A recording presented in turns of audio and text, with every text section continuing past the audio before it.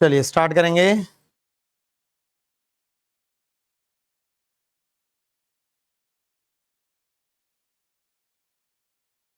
Late let A be a non-empty set and f a to a and g a to a be two functions such that f of g is the identity and g of f is also identity. Show that f and g are bijection and that g is equal to f inverse. वैसे ये identity तभी हो पाती है, दो function एक दूसरे की आइडेंटिटी तभी हो पाती है जब एफ ऑफ जी आइडेंटिटी अगर आ रही है हर वक्त, तो मतलब वो एक दूसरे के इनवर्स फंक्शन होते हैं। बट हमें इस बात इसको सेट्स की मदद से प्रूव करना है। तो मान लेते हैं एक सेट है, सेट ए। तो एफ जो फंक्शन है ए से ए में सेट है, इनपुट सेट भी ए सेट से एलिमेंट लेगा, आउटपुट भी ए सेट में ही है। तो और फिर जी भी एक है which is again from A to A. तो हो क्या रहा है यहां, मान लेते हैं ये मैपिंग है कुछ,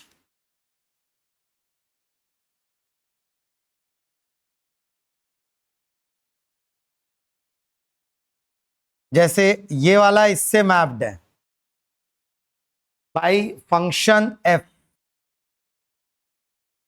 एफ फंक्शन क्या कर रहा है, यहां के किसी एक एलिमेंट को ये ए सेट के किसी एक एलिमेंट से मैप कर रहा है। यही मतलब होता है let A be a non empty set and f A to A g A to A be two function. तो यहां पर ए से ए में जी भी प्रेजेंट है, जी भी प्रेजेंट है ए से ए में। तो वो क्या बोल रहा है, वो बोल रहा है f of g is equal to identity. Identity का मतलब होता है जो ओरिजिनल हो, जो इनपुट हो, जो ओरिजिनल इनपुट हो। मतलब इसका मीनिंग क्या होता है, इसका मीनिंग होता है कि f of g of x should be equal to x.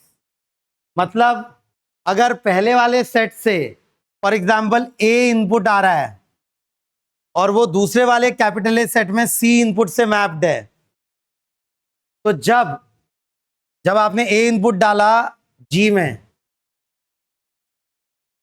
ये अभी एफ में, अभी गॉफ एक्स की बात हो रही है। गॉफ एक्स मतलब हो गया G of F X is also equal to X. तो अगर ये देखें तो जब आपने इनपुट डाला एफ में इनपुट डाला, जैसे ए इनपुट डाला, तो आपको आउटपुट मिला सी, आपको आउटपुट मिला सी। अब जब जी में ये सी इनपुट लिया जाएगा तो आपको आउटपुट वापस से क्या मिलना चाहिए, ए। यही तो मतलब हुआ F of ji X is equal to identity function. मतलब F of ji X should be equal to X या G of F X should also be equal to x.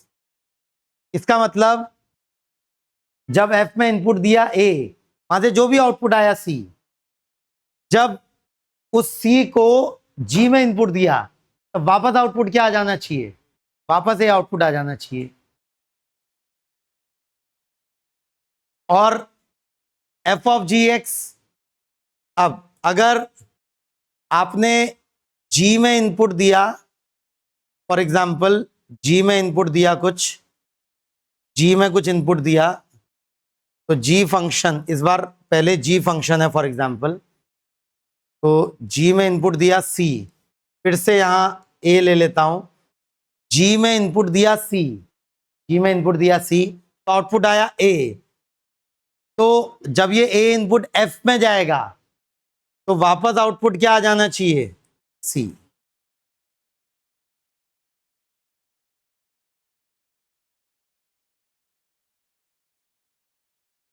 यही तो है ना।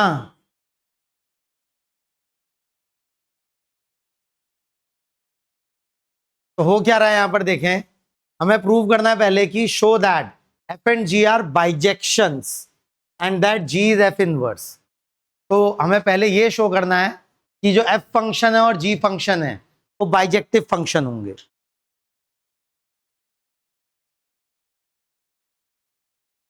नहीं, उल्टा नहीं कर सकते प्रूफ, उल्टा प्रूफ कर ही नहीं सकते। एफ इनवर्स एग्जिस्ट तभी करेगा जब बाइजेक्टिव होगा, तो पहले बाइजेक्टिव प्रूफ करना पड़ेगा ना। आप पहले कैसे एफ इनवर्स प्रूफ कर सकते हैं? अरे कैसे प्रूफ कर सकते हैं? जब तक बाइजेक्टिव नहीं होगा फंक्शन, तब तक इनवर्स एग्जिस्ट ही नहीं कर सकता। पहले आपको ये प्रूव करना पड़ेगा कि एफ और जी ये बाइजेक्टिव फंक्शन हैं, एफ और जी बाइजेक्टिव फंक्शन हैं, और फिर उसके बाद हम बोल सकते हैं कि जी विल बी एफ इनवर्स और F will be ji inverse.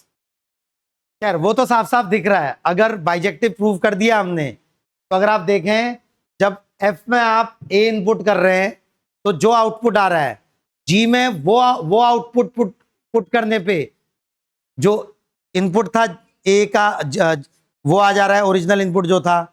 तो ये तो इनवर्स फंक्शन की डेफिनेशन है कि भाई इनवर्स फंक्शन क्या होते हैं, कि अगर एक फंक्शन है एफ, तो एफ इनवर्स क्या होता है, एफ का इनपुट अगर ए है तो आउटपुट सी आया है, तो जब सी को एफ इनवर्स में डाला जाएगा तो आउटपुट क्या आएगा, ए।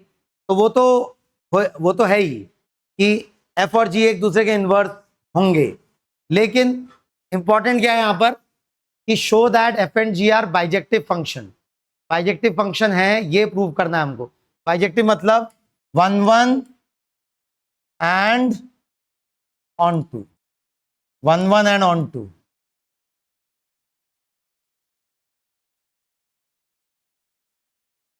ये कैसे प्रूव कर सकते हैं, F A to A.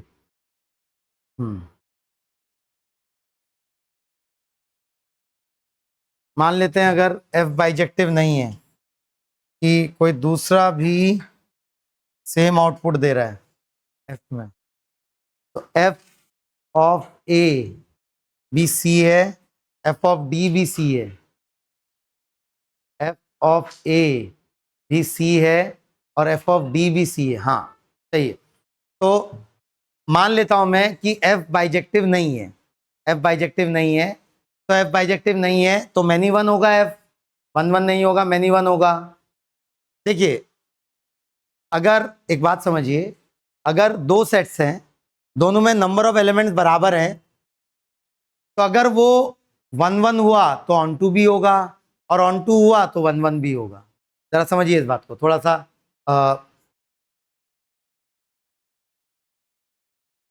Important बात है कि अगर ये सेट ए है और ये सेट बी है, if number of elements in A is equal to number of elements in B, अगर ए में जितने एलिमेंट्स हैं बी में भी उतने एलिमेंट्स हैं, ए और बी को सेम सेट होना कोई जरूरी नहीं है, अलग अलग सेट भी हो सकते हैं, लेकिन नंबर ऑफ एलिमेंट्स उनके दोनों के बराबर हैं।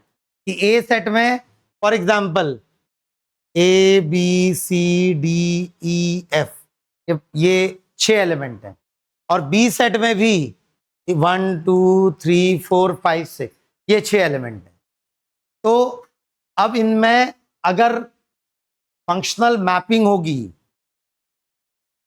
तो कैसी कैसी हो सकती है, 1 1 हो सकती है, मैनी वन भी हो सकती है, बिल्कुल हो सकती है मैनी वन भी।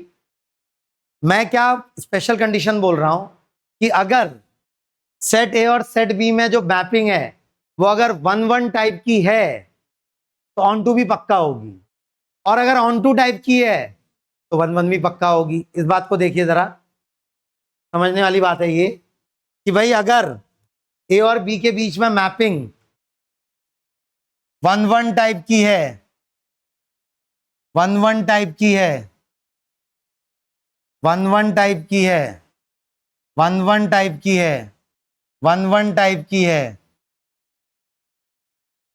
तो इसका कोई भी एक एलिमेंट इसके एक डिस्टिंक्ट एलिमेंट से मैप्ड होगा, और दोनों में नंबर ऑफ एलिमेंट सेम है बेटा। एलिमेंट सेम नहीं है, नंबर ऑफ एलिमेंट सेम है केवल। तो if the mapping will be 1 1 then it must be onto. और इसकी उल्टी बात भी बोल सकता हूं, if the mapping is onto then it must be 1 1। जरा एक बात कर लेते हैं इससे रिलेटेड, एक छोटी सी बात, कभी कभी सवाल पूछ लेता है उस पर। पहले तो ये तो नोट ही करेंगे, if n A is equal to n B then if mapping is 1 1, if mapping is 1 1, then it will also be onto, then it will also be onto, मतलब बाइजेक्टिव हो जाएगा फंक्शन। चलिए देखें कितना याद है आपको 11th क्लास। अगर ये ए और बी सेट में मैपिंग है, फंक्शंस हैं और 1 1 फंक्शन होने हैं, तो ऐसे कितने 1 1 फंक्शंस पॉसिबल हैं?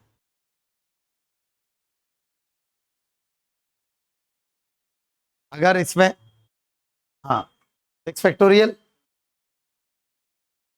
number of 1 1 functions possible between A to B, where NA is 6 and B is also 6.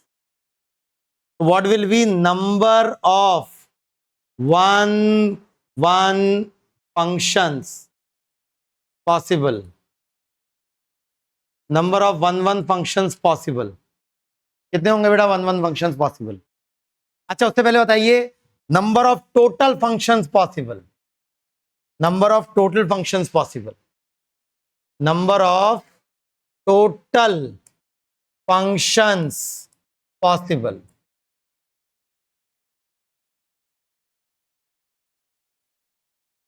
क्या बेटा? बिल्कुल सही, 6 की पावर 6, क्योंकि इनपुट में हर एलिमेंट के पास 6 चॉइसेस हैं, वो 6 में से कुछ भी चूज कर सकता है। जैसे ए के पास 6 चॉइसेस हैं, बी के पास भी 6 चॉइसेस हैं, सी के पास भी 6 चॉइसेस हैं, तो टोटल नंबर ऑफ कॉम्बिनेशंस क्या हो जाएंगे? 6 की पावर 6, तो यही number of functions possible functions हो जाएंगे। नंबर ऑफ 1 1 फंक्शंस क्या होंगे बेटा? 6 फैक्टोरियल। कैसे बोल रहा हूं कि भाई अगर यहाँ 6 एलिमेंट है, यहाँ भी 6 एलिमेंट है, यहाँ का हर एक एलिमेंट यहाँ के एक एलिमेंट से मैप होना चाहिए। ये कुछ वैसा है जैसे आपके पास 6 लोग हैं और 6 कुर्सियां हैं, 6 लोगों को 6 कुर्सियों में बैठाना है, तो कितने तरीकों से बैठा सकते हैं? 6 फैक्टोरियल। या फिर ऐसे ही हो सकता है पहले वाले के पास 6 चॉइसेस हैं, तो दूसरे वाले के पास अब 6 चॉइसेस नहीं बची, दूसरे वाले के पास 5 ही चॉइस बची, तीसरे वाले के पास 4, तीसरे, फिर ऐसे करके कम होती गई, तो क्या हो गई? 6 फैक्टोरियल। ठीक है, अच्छा कोई बताएगा मुझे number of on to functions कितने होंगे?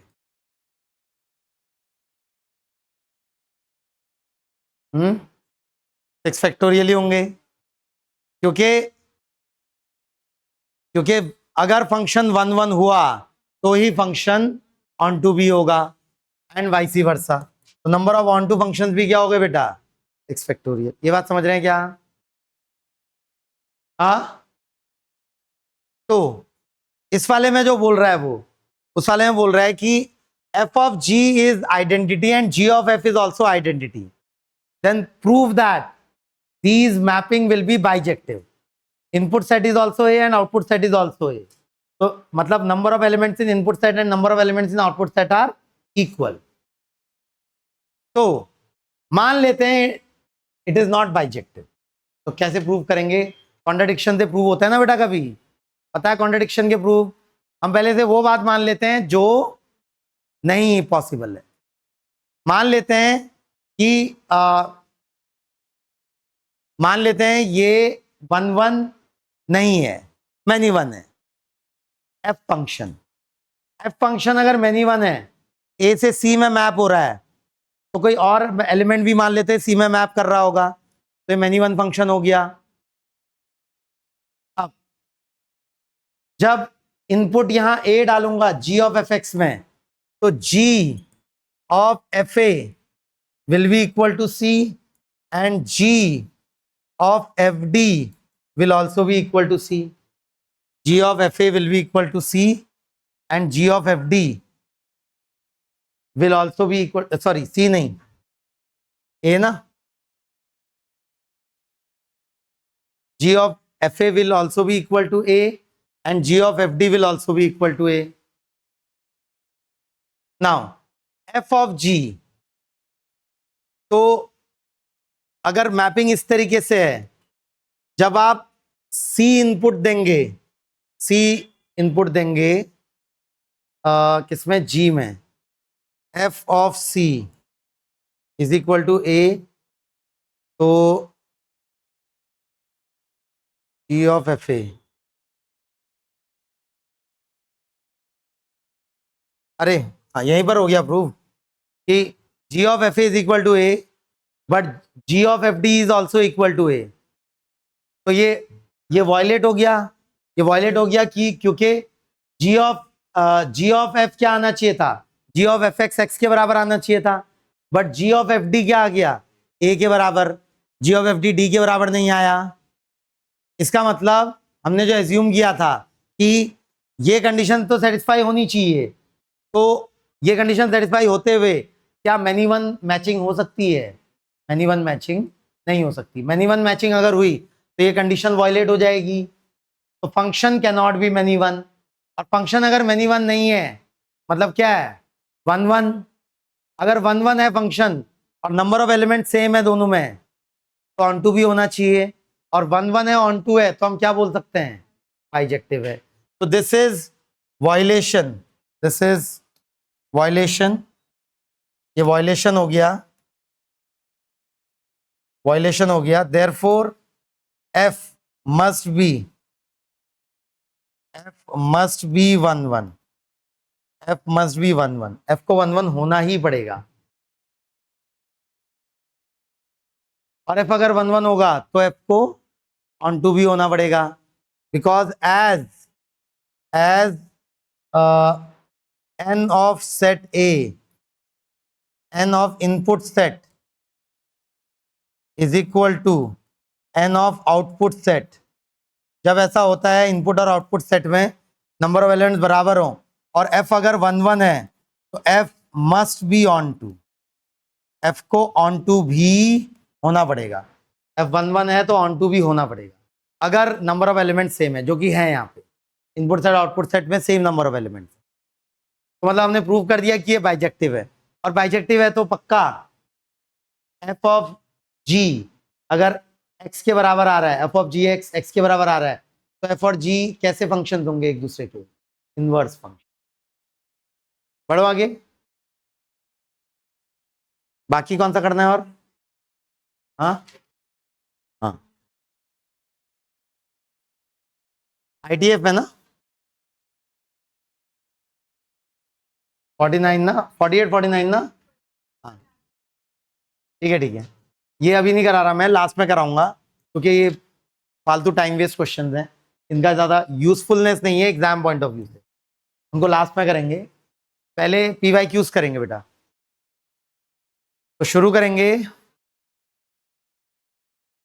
अभी जो जेई मेंस 2026 जनवरी में PYQ आए हैं, तो आप देख रहे हैं कितने सवाल आए हैं फंक्शन आईटीएफ से मिला के 10 शिफ्ट में। टोटल कितने क्वेश्चन थे बेटा, काउंट करिए, 26 सवाल। मतलब क्या हुआ, 10 शिफ्ट में 26 क्वेश्चन, एक पेपर में ऑन द एवरेज 2.5 क्वेश्चन, जो कि अच्छा खासा वेटेज है ना, अच्छा खासा वेटेज है। और ये चैप्टर डबल इंपॉर्टेंट इसलिए हो जाता है क्योंकि इससे तो सवाल पूछे ही जाते हैं, इसका आगे बहुत ज्यादा यूजफुलनेस है जो भी हमने इसमें नॉलेज गेन की है, ग्राफ्स की नॉलेज, ग्राफ प्लॉटिंग की knowledge, f of ji x g of F x को हैंडल करना, इनवर्स को हैंडल करना, ये सारी नॉलेज आगे काम आएगी। इसलिए ये चैप्टर मैं फिर से बोल रहा हूँ बेटा, 12th क्लास का सबसे इंपॉर्टेंट चैप्टर है फंक्शन एंड आईटीएफ। तो शुरू कर रहे हैं। If the domain of the function this is the interval alpha to beta then alpha plus two beta. Domain का सवाल है, आसान है। डोमेन कॉस इनवर्स कहां से कहां तक का इनपुट ले सकता है, कॉस इनवर्स -1 से +1 तक का इनपुट ले सकता है, साइन इनवर्स भी -1 से +1। अब ये सवाल इनइक्वालिटी में बदल जाएगा, 11th क्लास के इनइक्वालिटी में याद है, उसमें बदल जाएगा ये सवाल कि भाई मैं इसको इसके इंटरवल निकालूंगा जिस इंटरवल में ये <1 और greater है। मैं साइन इनवर्स के इनपुट में जो एक्सप्रेशन है वो भी <1 greater than -1 के लिए इंटरवल निकालूंगा, <=1 greater than -1 के लिए इंटरवल निकालूंगा। दोनों का क्या करना पड़ेगा, इंटरसेक्शन, क्योंकि ये भी ये दिस प्लस दिस है ना, तो दोनों का इंटरसेक्शन निकालूंगा, वहां से मुझे फाइनल इंटरवल मिलेगा। शुरू करें बेटा, शुरू करें। तो वेवी कर्व तो याद है, याद है वेवी कर्व? तो शुरू करें कॉस इनवर्स के इनपुट से। तो 2x minus 5/11 minus 3x is less than equal to 1, greater than equal to +1, sorry -1। तो अरेंज करें। तो क्या इसको यहां ले जाना अच्छा रहेगा या 1 को लेफ्ट में लाना?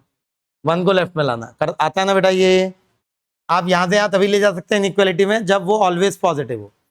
यहाँ पर लेफ्ट में लाते हैं और इनइक्वालिटी बनाना शुरू करते हैं। 2x minus 5/11 minus 3x -1 is less than equal to 0।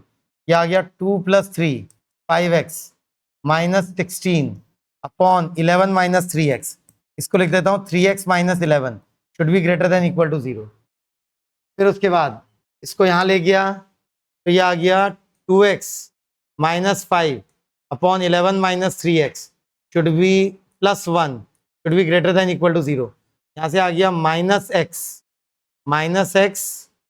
Plus 6/11 minus 3x greater than equal to 0। Minus sign को गायब किया, x minus 6/3x minus 11 should be greater than equal to 0। तो यहाँ से अगर देखें इसकी नंबर लाइन में 11/3 16/5 16/5 होता है 3.2, 11/3 हो जाएगा 3.66 ना, 11/3 बड़ा है उससे। तो यहाँ पर प्लस माइनस प्लस, मैं प्लस में इंटरेस्टेड हूँ, तो ये वाला रीजन, ये वाला रीजन और ये वाला रीजन, ठीक है। फिर इसमें 6 भी एक है, 6 भी एक है, 6 और 11/3, तो प्लस माइनस प्लस, मैं प्लस में इंटरेस्टेड हूँ, तो 6 से आगे, 6 से आगे और 11/3 के लेफ्ट में इंटरसेक्शन जो आ रहा है फिलहाल वो आ रहा है 16/5 के लेफ्ट में और 6 के राइट में। अभी इंटरसेक्शन ये आ रहा है, बट अभी सॉल्व नहीं हुआ क्योंकि अभी एक और है। तो अभी इंटरसेक्शन ये वाला रीजन आ रहा है,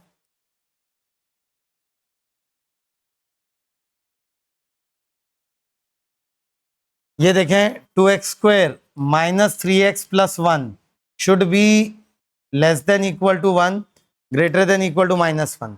यहाँ से भी इनइक्वालिटी देखूं तो 2x² minus 3x less than equal to 0, x common 2x minus 3 less than equal to 0। तो नंबर लाइन में एक 0 दिखाता हूँ, एक 3/2 दिखाता हूँ। तो प्लस माइनस प्लस, मैं माइनस में इंटरेस्टेड हूँ, माइनस में इंटरेस्टेड हूँ, तो ये वाला रीजन। फिर ये वाली इक्वेशन देखें तो 2x² minus 3x plus 2 should be greater than equal to 0। ये तो हमेशा ही ग्रेटर देन इक्वल टू 0 है क्योंकि b² minus 4ac is less than 0, 9 minus 16 हाँ लेस देन 0, तो दिस इज ऑलवेज पॉजिटिव, तो इसलिए यहाँ से कुछ नहीं आएगा। बचा 0 से 3/2। हाँ, अब इन दोनों का क्या करना पड़ेगा बेटा? इंटरसेक्शन, इन दोनों का इंटरसेक्शन। तो ये छोटा वाला रीजन है ऑब्वियसली, तो 0 से 3/2 इसमें है नहीं है ना, ये 0 यहाँ कहीं होगा और ये 1.5, तो 0 से 3/2, तो यही हो गया इंटरसेक्शन, ये इंटरसेक्शन हो गया 0 से 3/2 इंक्लूडिंग 0 इंक्लूडिंग 3/2 ना। हाँ, तो बोल रहा है द इंटरवल दिस, तो ये हो गया 0 से 1.5, तो अल्फा प्लस 2 बीटा, तो 0 + 2 × 1.5, तो आंसर आना चाहिए बेटा। क्लियर है? क्या क्या नॉलेज यूज हो रही है इसमें? फंक्शंस की नॉलेज तो यूज हो ही रही है, साथ में 11th क्लास में जो हमने सीखा था क्या, इनइक्वालिटी सॉल्व, वो यूज हो रही है बेटा। फालतू में नहीं सीखा था ना वो हमने, बेविकर मेथड फालतू में नहीं सीखा था, इस्तेमाल होता है उसका।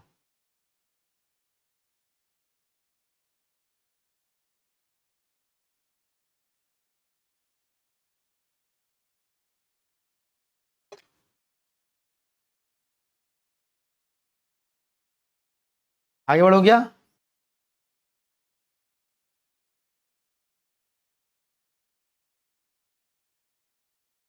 आगे बढ़ो क्या? Next, number of relations defined on the set ABCD which are both reflexive and symmetric is equal to, अब किसके साथ मिक्स हो गया फंक्शन? एएनसी के साथ, एएनसी के साथ मिक्स हो गया ना। यदि नंबर ऑफ रिलेशन पूछ लिया तो क्या आपको पीएनसी वाला दिमाग लगाना पड़ेगा। तो बोला number of relation defined on the set ABCD which are both reflexive and symmetric. तो रिफ्लेक्सिव होना है तो A B B, A B B, C C और डी डी, ये तो पार्ट होना ही पड़ेगा। ये तो मेरे रिलेशन के एलिमेंट्स होने ही पड़ेंगे क्योंकि रिफ्लेक्सिव होना है उसको। अब बात आती है सिमेट्रिक की। तो मैपिंग जो होनी है यहां ABCD से ABCD में होनी है। तो रिफ्लेक्सिव होने के लिए ए से मैप्ड होना चाहिए, बी से, सी से और डी से। ये तो होना ही चाहिए, ये तो हर उस रिलेशन में होना चाहिए जिसको रिफ्लेक्सिव होना है। अब बात है सिमेट्रिक भी होना है रिलेशन को। हाँ, अगर ए बी से मैप्ड होगा तो बी ए से मैप्ड होना चाहिए, ठीक है।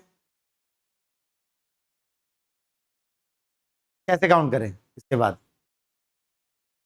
एक सेट तो ये हो गया, एक सेट ये हो गया। अब बाकी जो भी सेट आएंगे उनमें ये 4 एलिमेंट्स तो इंक्लूड होंगे ही होंगे। क्या 5 एलिमेंट का सेट हो सकता है? नहीं, 5 का नहीं हो सकता। अगला 6 का होगा, 6 का हो सकता है। क्यों भाई 5 का क्यों नहीं हो सकता? क्योंकि सिमेट्रिक होना है रिलेशन को। अगर ए बी से लिंक्ड होगा तो बी ए से लिंक्ड होना पड़ेगा। तो 2 और आ सकते हैं, समझ रहे हैं? तो 2 और आ सकते हैं। अब ये 6 एलिमेंट वाले कितने सेट्स होंगे, 6 एलिमेंट वाले कितने रिलेशन होंगे? तो उसके लिए यहां अगर 4 में से कोई 2 चूज करूंगा, पेयर बनाने हैं ना, 4C2, लेकिन इसके लिए कोई चॉइस नहीं होगी क्योंकि यहां 4C2 से अगर मैंने एक पेयर चूज कर लिया तो उसका इनवर्स पेयर वहां पर आ गया ना एक तरीके से। मतलब मैंने यहां पर अगर BC चूज कर लिया तो यहां CB आ जाएगा, मैंने CA चूज कर लिया तो AC आ जाएगा।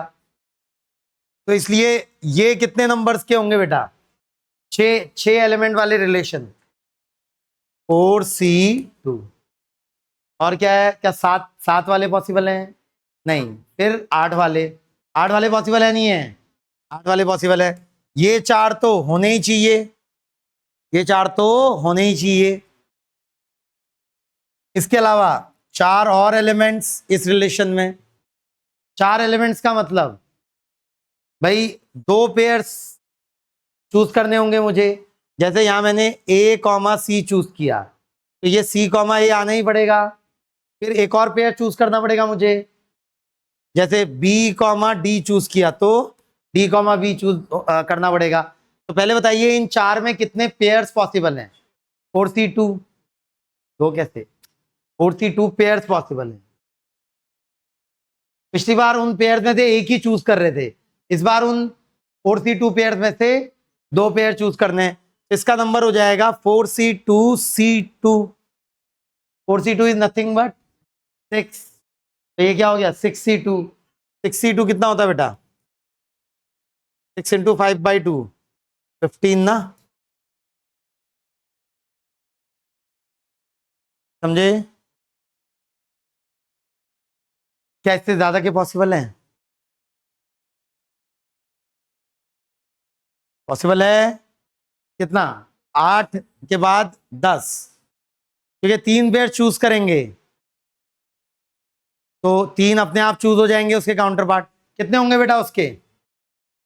6C3, फिर और क्या 6C4,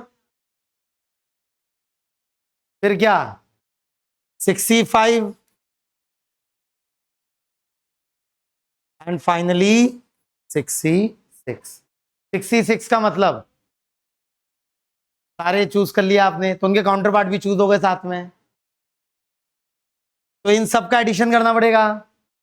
तो क्या हो गया बेटा, ये मतलब था 61, तो 61 प्लस 62 प्लस 63, ये क्या होता है 60 से 66 तक का एडिशन 2 की पावर 6 होता है।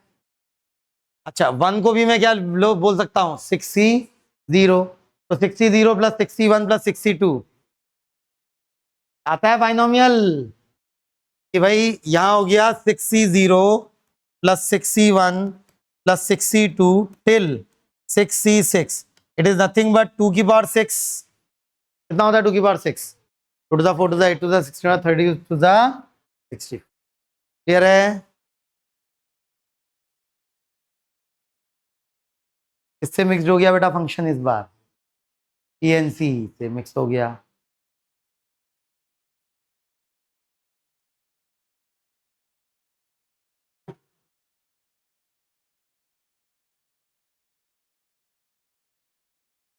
बढ़ो आगे, अच्छा सवाल है, समझे क्या?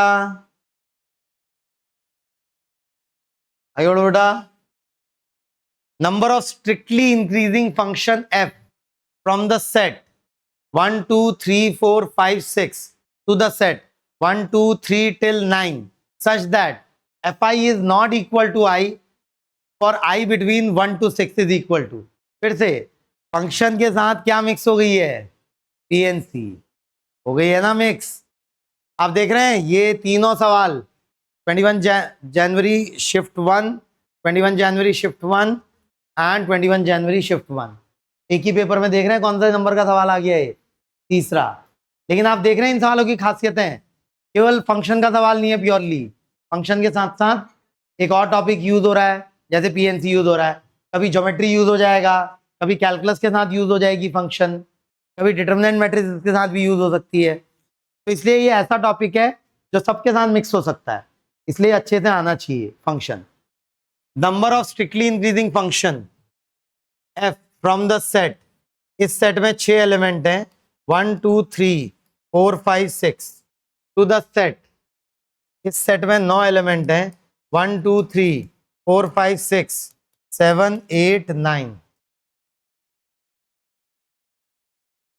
such that fi is not equal to I for I between 1 and 6 is equal to strictly increasing। Increasing function क्या होते हैं, स्ट्रिक्टली इंक्रीजिंग का मतलब अगर इनपुट बढ़ रहा है तो आउटपुट भी बढ़ना चाहिए, ऐसे फंक्शंस को क्या बोलते हैं, स्ट्रिक्टली इंक्रीजिंग फंक्शन। ठीक है, सेम भी नहीं रहना चाहिए आउटपुट, इनपुट बढ़ रहा है तो आउटपुट भी बढ़ना चाहिए। तो जरा समझे बेटा, मैपिंग करना समझे जरा।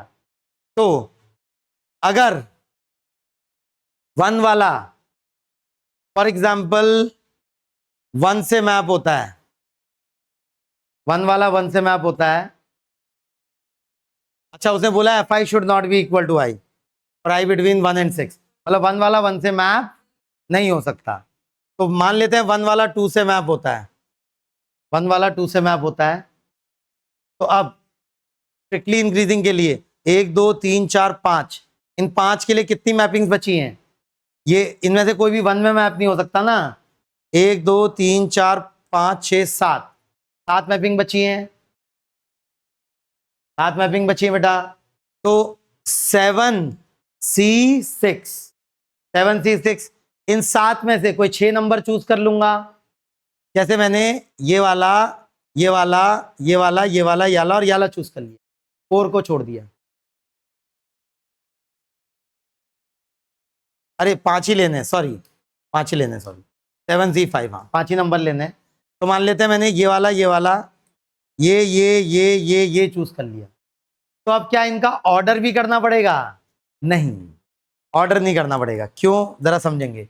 अगर मैंने ये 5 चूज किए बचे हुए 7 में से, तो 3 पे 2 ही मैप हो सकता है, अगर 2 कहीं और मैप हो गया तो ये इससे 3 से कोई मैप नहीं हो सकता, इसलिए 2 वाला 3 से ही मैप हो सकता है, 3 वाला 5 से ही मैप हो सकता है, अगर 3 वाला कहीं और मैप हो गया तो फिर 5 किसी से मैप नहीं हो पाएगा, क्योंकि क्या,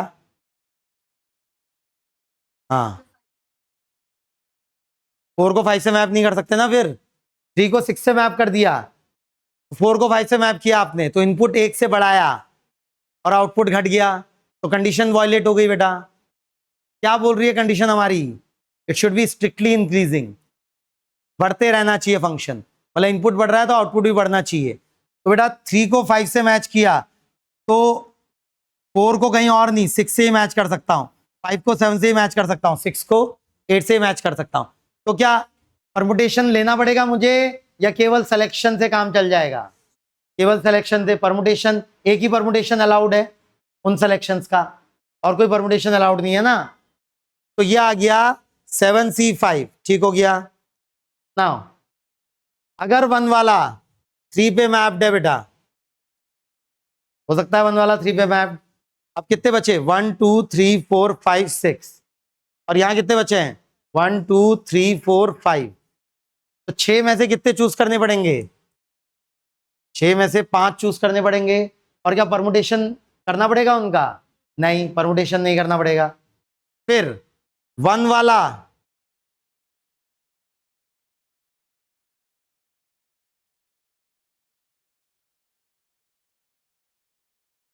1 वाला अगर 4 से मैप्ड है, 1 वाला अगर 4 से मैप्ड है तो 5 ही नंबर्स बचे, और ये भी 5, इसमें 5C5 टाइप की मैपिंग हो सकती है ना। 5C5 कोई परमुटेशन अलाउड नहीं होगा। क्या 1 वाला 5 से मैप हो सकता है? नहीं, 1 वाला अगर 5 से मैप हो गया तो फिर इसके बाद केवल 4 ही एलिमेंट बचे, तो फिर ये 5 बचे इनपुट, यहाँ इनपुट ज्यादा आउटपुट कम, मैपिंग नहीं हो पाएगी। मैपिंग नहीं हो पाएगी ना, 1 1 या मैनी 1 टाइप की मैपिंग नहीं हो पाएगी, समझ रहे हैं? मैनी 1 तो होनी नहीं है मैपिंग, समझे क्या? अच्छा सवाल है फिर से। क्या हो गया बेटा, बताइए आंसर। तो 7C5 होता है 7 × 6/2 प्लस 6 प्लस 1, यह आ गया 21 + 7। कितना हो गया 21 + 7? 28।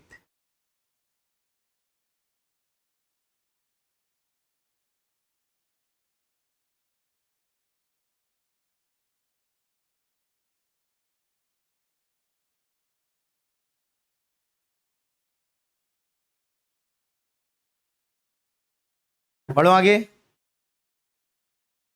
आगे बढ़ो। Let a x belonging to mod of x square minus 6 is less than equal to 6, mod of x square minus 10 is equal to less than equal to 6, and b x belonging to mod of x minus 2 is greater than 1, then दोनों interval निकालने हैं, फिर a union b, a minus b, a intersection b, सब निकालना है। देखें जरा, ये वाला सॉल्व करें पहले। mod of x square minus 10 should be less than equal to 6। इस इनइक्वालिटी को सॉल्व करें अगर, कैसे करते हैं ऐसी इनइक्वालिटी को सॉल्व जिसमें मॉड आया हो? केसेस बनाने पड़ते हैं हमको, केसेस बनाना पड़ता है। यहां पर ये फैक्टराइज हो रहा है, फैक्टराइज हो रहा है। क्या है इसके factor? x minus √10 into x plus √10 less than equal to 6। तो ये आया √10 और ये आया -√10, √10 एंड -√10, ठीक है? नहीं ना, x को LHS में लाएंगे, हाँ ठीक है। अब प्लस माइनस प्लस, अगर x √10 से बड़ा है और x -√10 से छोटा है तो ये पूरा mod as it is open होगा। लेकिन अगर x -√10 से √10 के बीच में है तो ये मॉड नेगेटिव साइन के साथ ओपन होगा। याद है मॉड कैसे ओपन करते हैं? तो मॉड ओपन करें बेटा अगर, तो पहला केस कि जब ये पॉजिटिव होना है तो तब ये आएगा x² - 10 less than equal to 6, या x² - 16 less than equal to 0। तो ये हो गया x - 4 into x plus 4 should be less than equal to 0। तब ये आ गया कहां से कहां का इंटरवल? 4 से -4, 4 से -4 का इंटरवल। नहीं, ये अलाउड नहीं है, ये अलाउड नहीं है, क्योंकि हमारी कंडीशन क्या थी अभी, ये वाला, ये पॉजिटिव वाला ना, पॉजिटिव वाला रीजन, पॉजिटिव कब था ये मॉड के अंदर का इनपुट, जब x √10 से बड़ा था। अरे नहीं, 4 तो, हाँ 4 तो √10 से बड़ा है, हाँ 4 √10 से बड़ा है ना, √10, हाँ 4 यहाँ आया, -4 यहाँ आया, तो हमारा ये वाला रीजन आया, ये वाला रीजन आया कि, लेकिन क्या पूरा रीजन अलाउड है? नहीं, यहाँ तक और यहाँ तक अलाउड है केवल, तो केवल ये वाला रीजन और ये वाला रीजन अलाउड है अभी। बट अभी सॉल्व नहीं हुआ बेटा पूरा, अभी एक और केस बचा है, जब ये मॉड का इनपुट नेगेटिव हो, मॉड का इनपुट नेगेटिव होगा बिटवीन x बिटवीन -√10 एंड +√10, तब ये मॉड कैसे साइन के साथ ओपन होगा? नेगेटिव साइन के साथ। इक्वेशन आएगी -x² + 10 should be less than equal to 6, ये x² -4 should be greater than equal to 0, यहाँ से आ गया x + 2 x - 2 should be greater than equal to 0, तो 2 कहाँ पर है? 2 कहाँ पर है? 2 यहाँ पर है, -2 और यहाँ पर है +2, प्लस माइनस प्लस का मतलब यहाँ से इधर को गया और यहाँ से इधर को गया, तो जो मेरा कॉमन रीजन है वो ये है, ये वाला, ये वाला। ये समझे क्या? समझे क्या बेटा? तो कहाँ से कहाँ का रीजन आया? -4 से -2 के बीच का रीजन और 2 से लेकर 4 तक का रीजन, ये कॉमन रीजन आया मेरा। तो ए इंटरवल कहाँ से कहाँ का हो गया?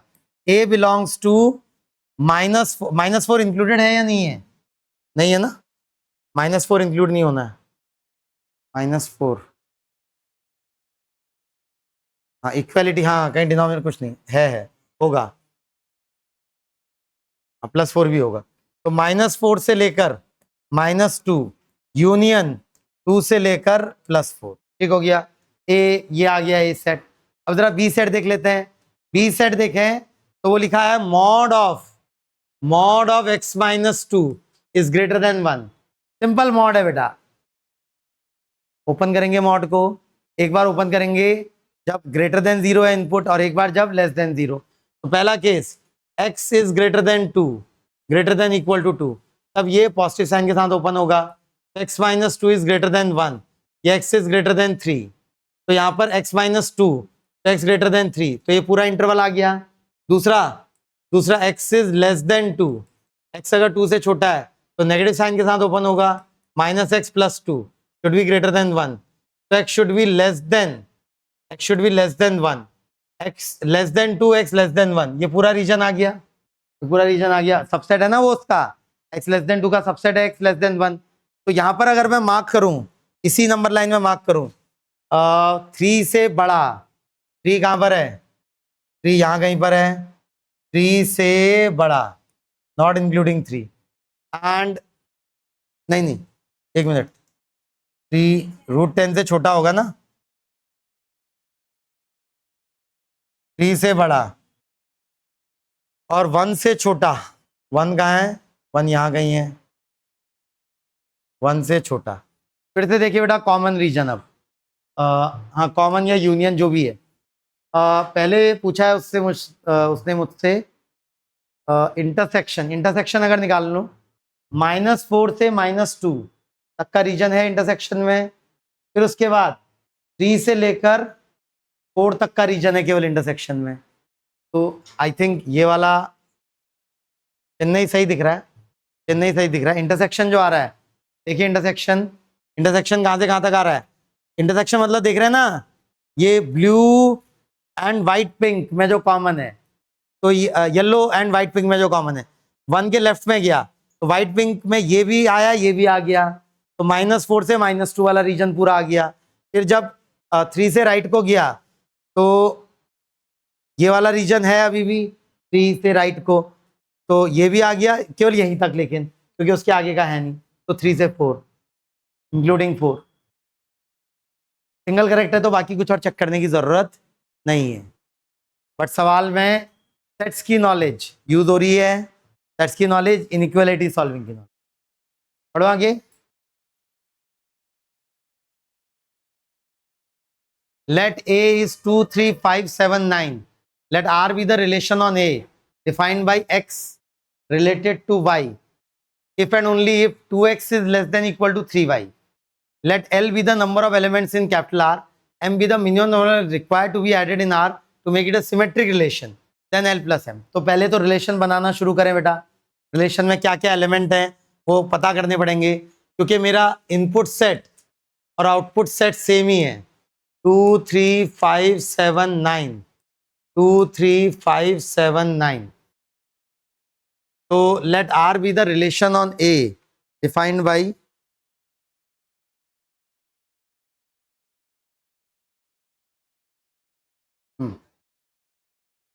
let R be the relation on A defined by X is related to Y. ये X है, ये Y है. Such that 2X is less than 3Y. Let L be the, हाँ मान लेते हैं X 2 है. ऐसे ही शुरुआत करनी पड़ेगी बेटा. यहाँ कोई ऐसे फंक्शन नहीं बनेगा ना, रिलेशन का सवाल है. मान लेते हैं x2 है, x2 है तो ये होना चाहिए 4 शुड बी लेस 4/3, तो y should be greater then 4/3. 4/3 से बड़े कौन कौन से एलिमेंट हैं? 4/3 हो गया 1.33, तभी उससे बड़े हैं. तो ऐसे कितने रिलेशन पॉसिबल हो जाएंगे? 2 2 2 3 टिल 2 9. कितने रिलेशन हो गए? ये 5. ठीक हो गया. अगला केस, अगर x 3 है, x 3 है, x को 3 डाला बेटा, तो ये क्या आ गया? 2 should be less than equal to y, y should be greater than equal to 2. क्या क्या पॉसिबल है? 3, 2, 3, 3 सभी पॉसिबल हो गए ना. टिल 3, 9 ये भी 5 है. अगला case x is equal to 4, x को 4 नहीं सॉरी 5, तो ये आया y 10/3, y should be greater then 10/3. 10/3 वाला 3.33, तो 5 के साथ 3 और 2 अलाउड नहीं होंगे. 5 अलाउड होगा, 7 अलाउड होगा और 9 अलाउड होगा. तो इसके 3 एलिमेंट्स आ गए. अगला x इज इक्वल टू 7,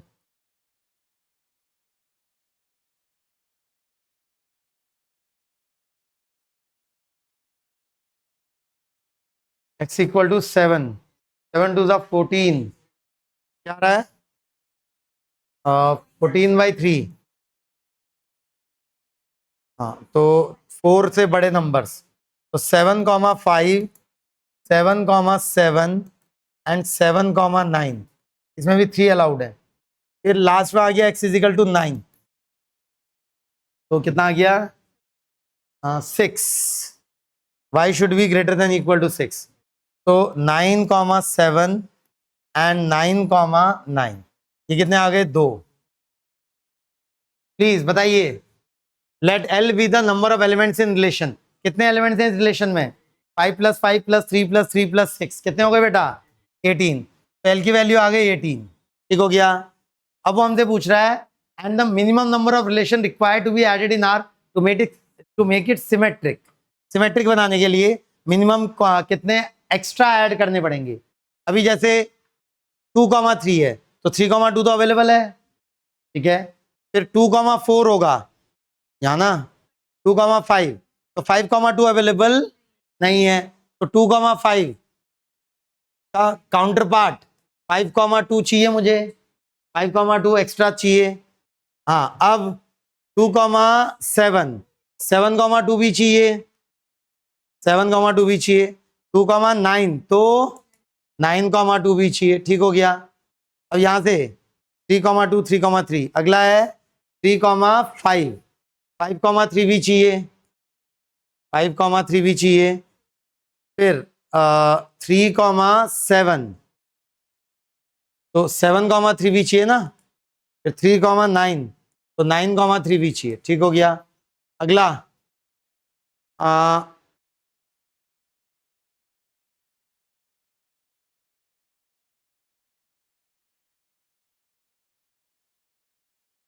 कहाँ तक पहुंचा था मैं? थर्ड पे चल रहे ना.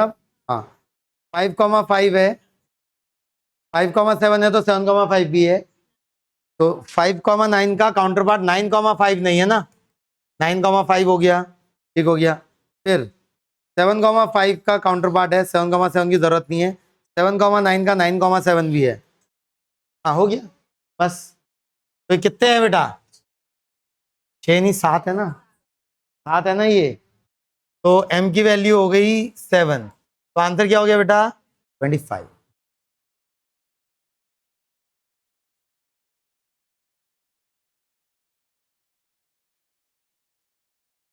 पता चल रहा है क्यों डिफिकल्ट है चैप्टर? नहीं पता चला अभी तक? हाँ, पुरानी नॉलेज भी लगानी पड़ती है सारी, और प्रेजेंट नॉलेज भी यूज करनी है। पढ़ो आगे। Next, let maximum value of sine inverse x का square plus cos inverse x का square for X belonging to -√3/2 1/√2 is m by pi square where GCD of m comma n is 1।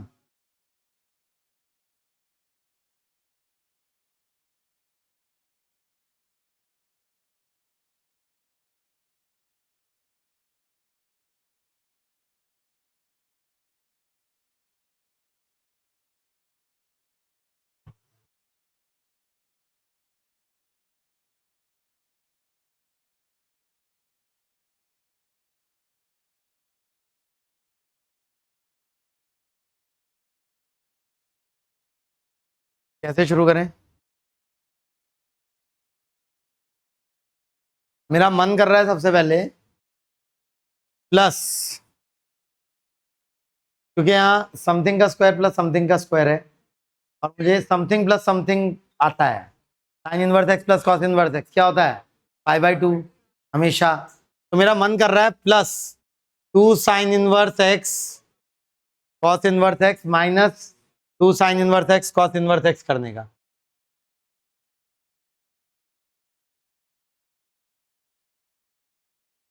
ठीक है, तो this plus this, ये क्या हो गया बेटा?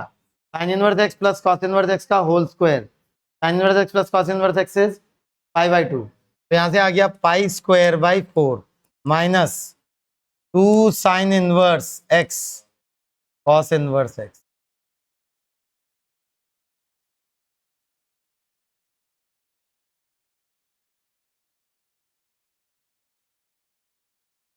फिर मेरा मन कर रहा है कॉस इनवर्स एक्स को π/2 माइनस साइन इनवर्स एक्स लिखने का। क्या फायदा होगा ऐसा करके? सिंगल में आ जाएगा, सिंगल इनवर्स ट्रिग्नोमेट्रिक में। π²/4 नहीं, सिंगल में नहीं आएगा ना, साइन इनवर्स एक्स भी बचेगा, साइन इनवर्स का स्क्वायर भी बचेगा।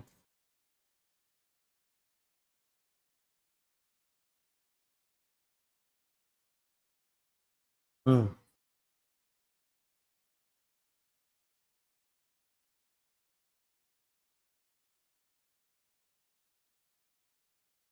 लेट द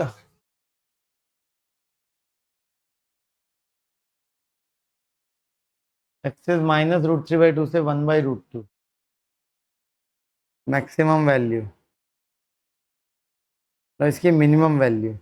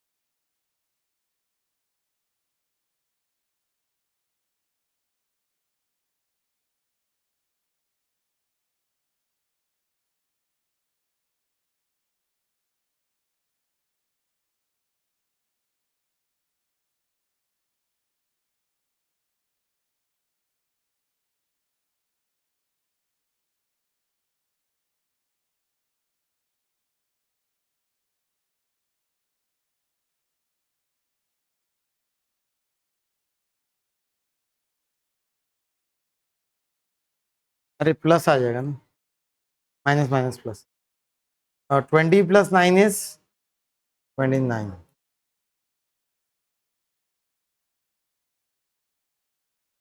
ये को प्राइम है ना, कोई कॉमन नहीं है 29 और 36 में, तो आंसर क्या आ रहा है 19 + 6, 9 + 6 40, 15 कैरी 1 65 क्या देखेंगे समझेंगे। तो क्या था साइन इनवर्स एक्स का whole square plus cos inverse x का होल स्क्वायर। तो सबसे पहले तो मैंने उसको sine inverse x plus cos inverse x के होल स्क्वायर में कन्वर्ट कर दिया। तो उसके जो अलावा जो टर्म बचा इसको देखिए अब ध्यान से, मुझे ये एफ एक्स है, मुझे एफ एक्स मैक्स पता करना है। भाई एफ एक्स मैक्स तब होगा जब ये टर्म मिनिमम होगा, 2 sine inverse x cos inverse x का टर्म।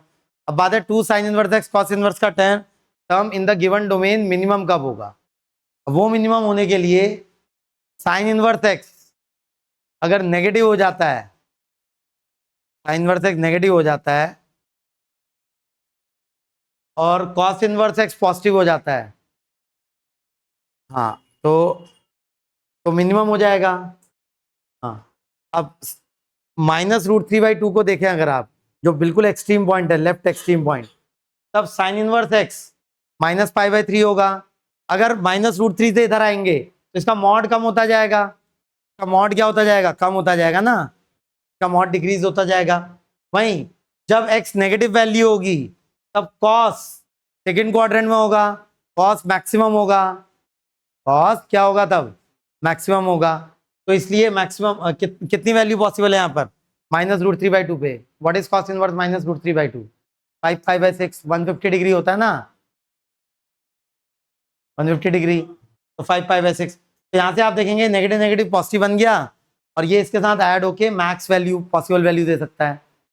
अगर आप -√3/2 से मूव करेंगे टुवर्ड्स 0 तो ये एंगल क्या होने वाला है, ये नेगेटिव में मैग्नीट्यूड कम होने वाला है इसका, और इसका भी मैग्नीट्यूड कम होने वाला है क्योंकि वो 90 की तरफ जाने लगेगा। तो दोनों का मैग्नीट्यूड कम होगा तो ओवरऑल का मैग्नीट्यूड भी कम होने लगेगा।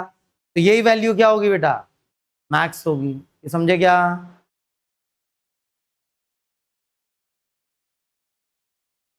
हाँ 1/√2 पे तो नहीं हो रहा कुछ, 1/√2 पे, 0 पे तो 0 हो जाएगा। 1/√2 पे क्या है, 1/√2 पे यानी sin inverse 1/√2 is π/4 and that is -π/4 -π²/16। अभी π²/18 आया है, 5π²/18 -π²/16, ये बड़ा है ऑब्वियसली, 5π²/16 18 काफी बड़ा होगा।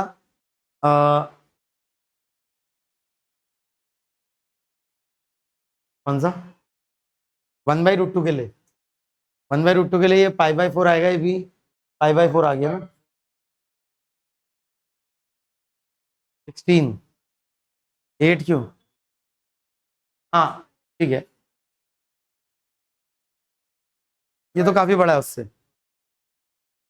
और कोई तरीका, साइन इनवर्स एक्स का whole square plus cos inverse x का whole square, maximum value of this function. एक तरीका तो डिफरेंशिएट करने वाला ही है,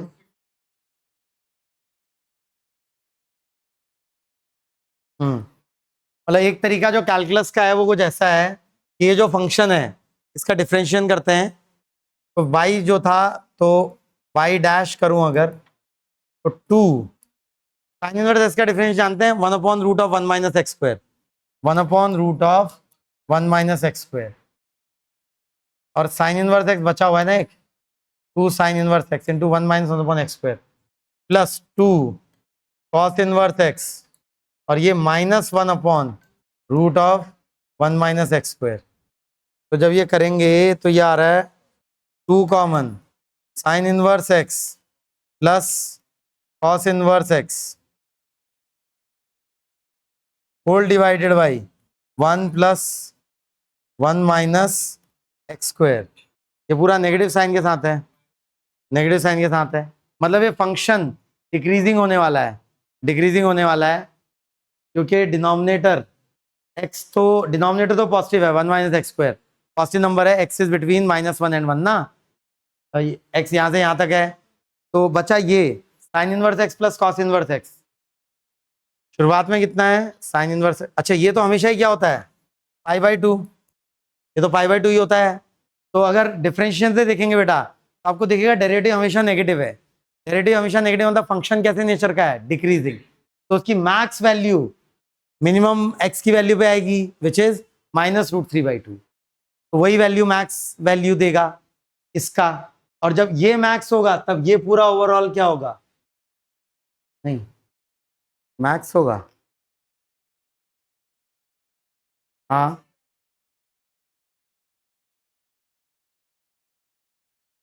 -1 से 1 है ही नहीं ना, -√3/2 से 1/√2 है।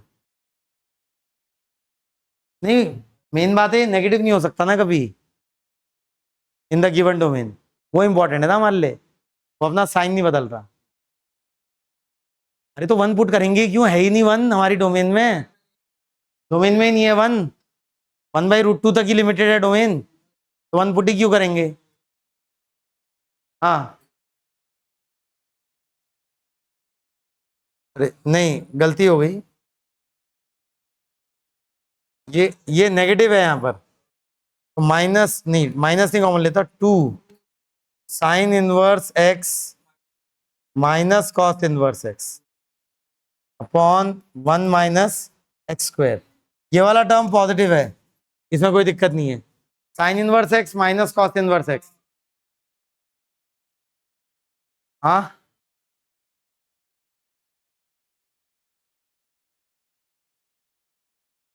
कॉमन क्यों लिया, हाँ कॉमन ही लिया ठीक है, एलसीएम लिया, how does it matter, positive है, रूट के अंदर भी होगा तो भी पॉजिटिव ही होगा, साइन नहीं बदल रहा। मेन बात है sign inverse x minus cos inverse x in the given domain. एक बार मैं प्लॉट करूं, अगर -1 से +1 तक का ग्राफ होता है,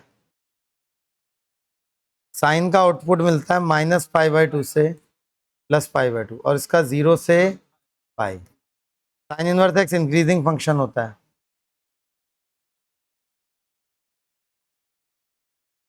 cos inverse X decreasing function होता है। बराबर कहाँ पर होते हैं ये, 1/√2 पे, 1/√2 पे साइन एक्स भी π/4 देता है, कॉस एक्स भी π/4, कॉस इनवर्स एक्स भी π/4 देता है, और ये है -√3/2, -√3/2।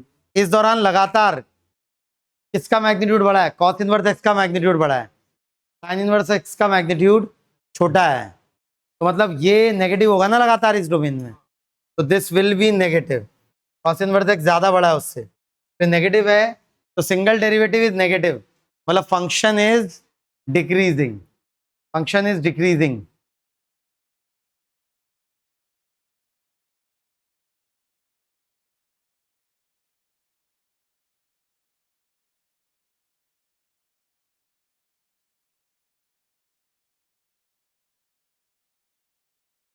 फंक्शन इज डिक्रीजिंग, तो इसकी मैक्स वैल्यू तब आएगी जब इसकी, अच्छा हाँ अरे हमने 2 sine inverse x cos inverse x को लिया था, that is decreasing, negative sign उसके सामने है तो इट विल बी इंक्रीजिंग। अरे नेगेटिव साइन लगाना उसके सामने, हमने किसको लिया था, केवल 2 sine inverse x cos inverse x को, ये डिक्रीजिंग फंक्शन आ रहा है, this is the decreasing function, उसके सामने नेगेटिव साइन लगाया तो वो इंक्रीजिंग हो जाएगा, तो ये इंक्रीजिंग हो गया, तो ये मैक्स वैल्यू तब एक्वायर करेगा जब इसकी वैल्यू मैक्स होगी, और इसकी वैल्यू मैक्स होगी -√3/2 पे, समझे। ऐसे ही सोचना पड़ेगा इसमें, या तो आप सीधे सीधे भी सोच सकते हैं, स्ट्रेट अवे भी दिख रहा है, स्ट्रेट अवे नहीं दिख रहा तो आपको क्या करना चाहिए, फंक्शन को डिफरेंशिएट करना चाहिए एक्स के रिस्पेक्ट में, और फिर वहां से देखना चाहिए सिंगल डेरिवेटिव कब कैसा है।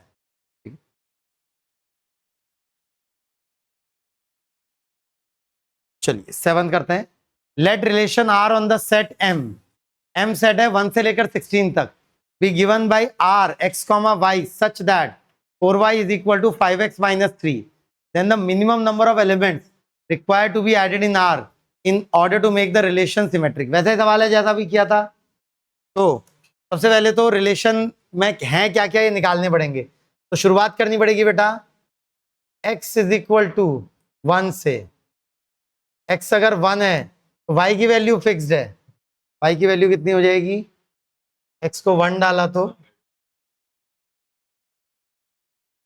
1/2 तो अलाउड ही नहीं है, x इज इक्वल टू 2, क्योंकि दोनों m को बिलोंग करने चाहिए ना, m इंटीजर थे 1 से लेकर 16 तक, तो m अगर 2 है, x अगर 2 है तो 10 माइनस 7 2, नहीं ये भी अलाउड नहीं है, x equal to 3, x equal to 3, 15 minus 3 12, y is equal to 3 allowed है ना, अलाउड है, x इक्वल टू 4,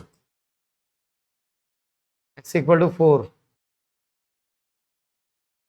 इतने सारे चेक करने की जगह आप अगर देखें ध्यान से कि y is equal to 5x minus 3 upon 4, तो ये 4 से डिविजिबल होना चाहिए 5x माइनस 3 ना, 5x माइनस 3 4 से डिविजिबल होना चाहिए, तो इसमें से मैं 4x को अलग कर देता हूँ, 4x plus x minus 3 upon 4, ये तो डिविजिबल हो गया, तो x minus 3 should also be divisible by 4, x minus 3 भी 4 से डिविजिबल होना चाहिए, तब अलाउड होगा y, तो क्या आया 4 तो आया नहीं, 5 आया क्या, 5 भी नहीं आया, 6 भी नहीं आया, 7, x इक्वल टू 7 अलाउड है, उसके लिए क्या आ रहा है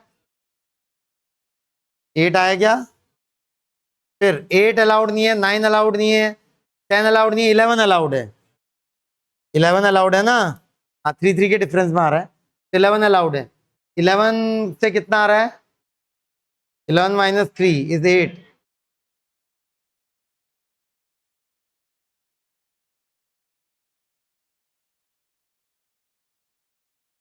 y को 8 डाला, 8 फोर दा 32, 7 आ रहा है, oh sorry sorry sorry sorry 55, 55 minus 3 is 52, 13 आ रहा है, फिर x, फिर अगला क्या अलाउड होगा, 14 नहीं है, 15 नहीं है, 16 17,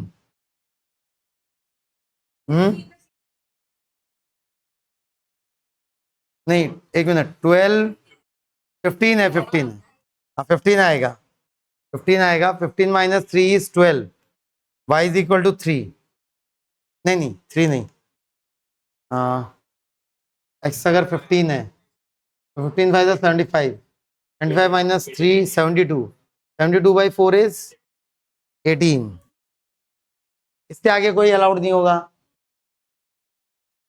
अरे 18 भी अलाउड नहीं है, ये भी रिजेक्ट हो जाएगा, क्योंकि x और y दोनों m सेट से है ना, 18 भी अलाउड नहीं है, कितनी पॉसिबिलिटीज है बेटा 3 7 11, तो केवल 3 है, 3,3 फिर 7,8 एंड 11,13,